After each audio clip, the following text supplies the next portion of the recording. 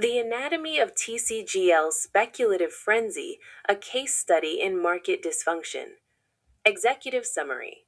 Tech Create Group Limited, TCGL, experienced an extraordinary market event that exemplifies the volatile intersection of retail speculation, structural market inefficiencies, and misinformation in modern equity markets. The stock's meteoric ascent to an intraday peak of $136.32 represented not fundamental value creation, but rather a textbook example of how technical factors, narrative manipulation, and scarcity dynamics can create catastrophic mispricings in small cap securities. The catalyst: misinformation meets market structure.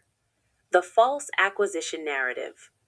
The initial catalyst for TCGL's explosive rally stemmed from an entirely fabricated claim circulating across social media platforms and retail trading communities.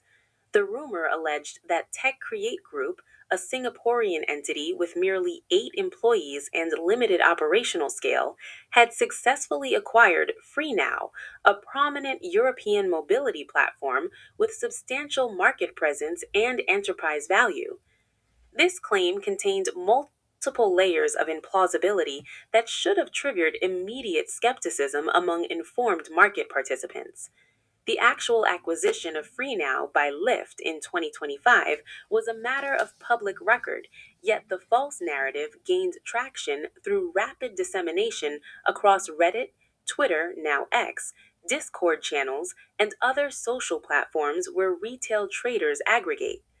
The viral nature of the misinformation demonstrated the fragility of information integrity in decentralized trading communities, where confirmation bias and fear of missing out, FOMO, override due diligence.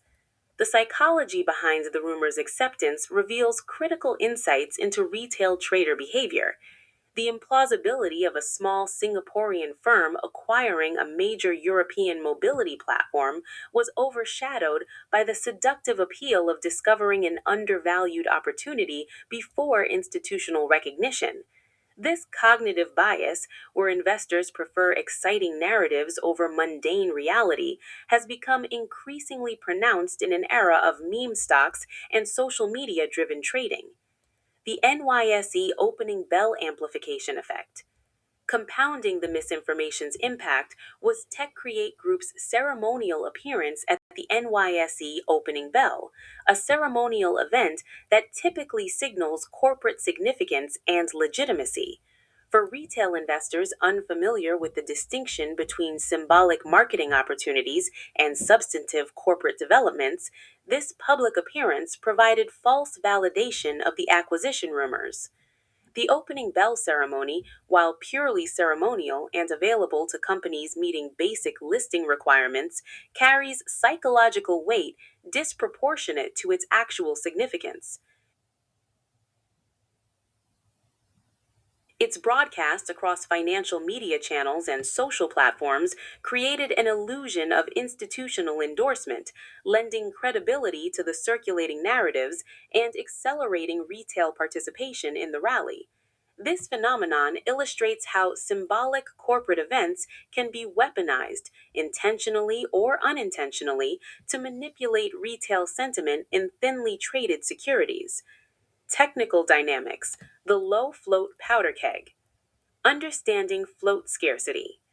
TCGL's rally was amplified exponentially by extreme float scarcity, a structural condition where the limited number of freely tradable shares creates disproportionate price sensitivity to buying pressure. When a stock has minimal float, even modest increases in demand can generate outsized price movements as buyers compete for scarce shares. In TCGL's case, the combination of restricted insider holdings, institutional lockups, and limited public float created a situation where the available trading supply could not accommodate the surge of speculative demand. This supply demand imbalance transformed what might have been a modest price increase into a 4-digit percentage gain as each successive wave of buyers pushed prices higher to attract reluctant sellers. The low float condition also created a self-reinforcing feedback loop.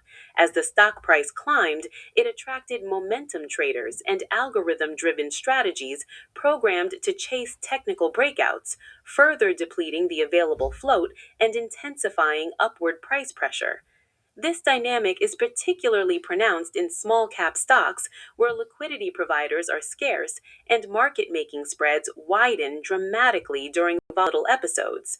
The short squeeze mechanism. The rally's violence was magnified by a concurrent short squeeze that forced bearish investors into emergency capitulation. With a short float of 16.49%, indicating that more than 1/6 of available shares were held by investors betting on price declines, TCGL had significant latent buying pressure embedded in its shareholder structure. As the stock price began rising on the false acquisition rumors, short sellers faced mounting mark-to-market losses that eventually triggered margin calls and forced liquidation. The mechanics of a short squeeze are particularly brutal. To close a short position, investors must buy shares in the open market, creating additional upward price pressure that compounds their losses and forces additional shorts to capitulate in a cascading chain reaction. The astronomical borrow rate of 379.25% reflected the extreme difficulty and cost of maintaining short positions in TCGL. This figure indicates that short sellers were paying an annualized rate exceeding 379% of their position value just to borrow shares for shorting, an unsustainable cost structure that guaranteed rapid unwinding once prices began moving against them. The combination of high borrow costs and rapidly appreciating share prices created a vice that crushed short sellers from multiple directions simultaneously.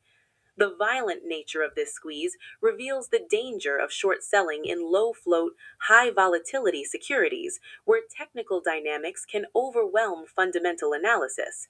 Short sellers, regardless of their conviction about TCGL's actual value, were forced into irrational buying at inflated prices simply to survive, demonstrating how market structure can temporarily defeat sound investment thesis. Statistical anomalies and risk metrics. The negative beta paradox. TCGL's beta coefficient of negative 0.0879 presents a statistical curiosity that warrants examination. Beta measures a security's price sensitivity to overall market movements, with negative values theoretically indicating inverse correlation to broader market indices. A negative beta of this magnitude suggests that TCGL's price movements bore virtually no systematic relationship to market-wide factors, a characteristic consistent with idiosyncratic, event-driven volatility rather than fundamental business correlation. This metric effectively signals that TCGL was operating in its own reality, divorced from macroeconomic conditions, sector trends, or systematic risk factors that typically drive equity returns. The narrow magnitude of the beta further indicates that traditional portfolio theory and risk models would have provided little predictive value for TCGL's behavior during this episode. For quantitative strategies relying on factor models or beta-adjusted hedging, TCGL represented an unhedgeable, unexplainable outlier. Borrow rate as distress signal. The 379.25% borrow rate stands as one of the most extreme figures observable in public equity markets, exceeding even the rates seen during the 2021 GameStop GME short squeeze. This rate reflects not merely high demand for shorting, but a near complete absence of willing lenders, as shareowners became reluctant to lend securities exhibiting such violent appreciation and technical instability. From a practical standpoint, a borrow rate above 300% annualized makes short selling economically irrational under almost any scenario.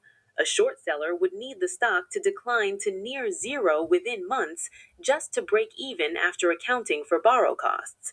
The persistence of such rates indicates either catastrophically poor risk management by certain short sellers or the forced maintenance of synthetic positions, such as hedging derivatives, that couldn't be unwound despite prohibitive costs.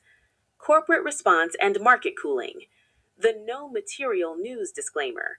As TCGL's stock price reached stratospheric levels disconnected from any business reality, the company was compelled to issue a formal statement clarifying that no material corporate developments had occurred that would justify the price movement. This disclaimer, effectively an admission that the rally was based on false premises, represents a rare instance where a company must actively discourage investor enthusiasm to maintain regulatory compliance and protect itself from future liability.